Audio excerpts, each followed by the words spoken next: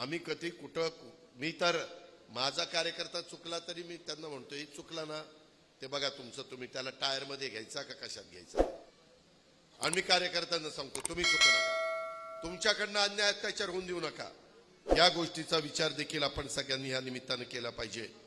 पीक विम्याच्या योजना आहेत इतर वेगवेगळ्या प्रकारच्या योजना आहेत त्याच्यामध्ये पुढेही ह्या योजना आपल्याला चालू ठेवायच्यात।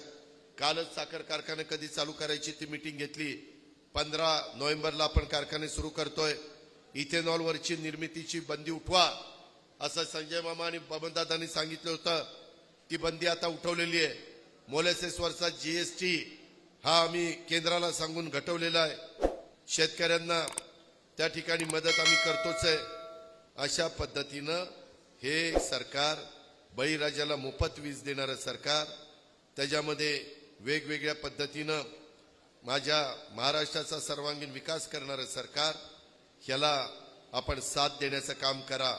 उद्याच्याला कुणी काही येतील काही वल्गना करतील काही खोटं नाटं सांगतील ह्यांचं कुणाचं मामा एवढं काम करण्याची कुणाची ताकद नाही हे मी तुम्हाला सांगतो। त्याच्यामुळं नुसतं ओरडू नको शहाण्या तिथं बटन हे जी ओरड पोलीस कुठे आहे पोलीस जे ओरडतात त्यांची नावं लिहून घे आणि त्याचं गावाचं नाव लिहून घे मतदान झाल्यावर बघणार त्याच्या गावात किती मामा चालला ते का इथंच नुसतं ओरडतो तिकडं यू करतो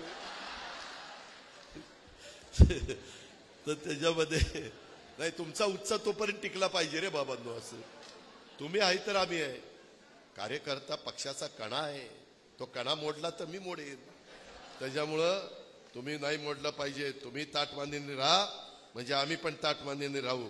मी अनेकदा मी ज्यावेळेस माझे वडील लवकर वारले मी 18 वर्षाचा असताना तुम्हाला किती करमाळा करायला माहिती आहे मला माहिती नाही पण त्यावेळेस आमच्या इथं डेअरी होती माझा संकरित जनावरांचा गोठा होता अतिशय चांगली जनावर माझ्याकडे गाया वगैरे होत्या गिरवर क्रॉस केलेल्या होत्या। तुम्हाला माहिती नाही हा अजित पवार सावडी कुर्टीला कडबा भरायला यायचा कडबा भरायला आणि डबल आळ्याचा कडबा तिथं असायचा डबल आळ्याचा सव्वा दीड परूस कडबा आणि आम्ही भरून जायचो।